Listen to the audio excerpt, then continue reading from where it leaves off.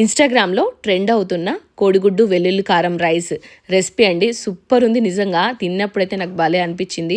ముందుగా రోట్లోకి నేను జీలకర్ర వేసుకొని దాన్ని కొద్దిగా పొడి చేసుకున్నాను. అలాగే 1 టేబుల్ స్పూన్ కారం, కొద్దిగా పసుపు, సరిపడా ఉప్పు, ఒక 20 వరకు వెల్లుల్లి రెబ్బలు వేసుకున్నాను. ఘాటు బాగుంటే టేస్ట్ బాగుంటుందని అన్నిటినీ మంచిగా పేస్ట్ లాగా చేసి తీసి పక్కన పెట్టేసుకున్నానండి.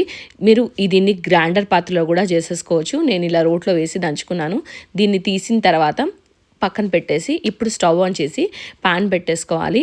పాన్లోకి కొద్దిగా ఆయిల్ వేసేసుకొని అది వేడైన తర్వాత మనం దంచిపెట్టుకున్న వెల్లుల్లి కారాన్ని ఇందులో వేసేసుకున్నానని కాసేపు దాన్ని లైట్గా వేయించేసుకొని ఇక్కడ నేను ఎగ్స్ని బ్రేక్ చేసి వేసుకుంటున్నాను. నేను తీసుకున్న కారానికి 3 కోడిగుడ్లు అయితే వేసుకుంటున్నానండి.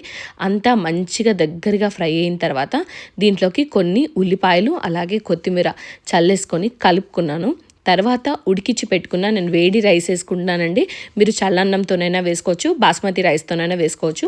నేను ఈ రెగ్యులర్గా మనం తినే రైస్నే వేసేసుకొని అంతా బాగా మిక్స్ చేసి 1-2 నిమిషాలు వేడి చేసి తీసిన తర్వాత ఉల్లిపాయతో పాటుగా సర్వ్ చేసుకుంటే సూపర్ ఉందండి. ఒకసారి ట్రై చేయండి. నేను ఇంకా అంచుకి కొంచెం వెల్లుల్లిపాయ కూడా పెట్టుకున్నాను.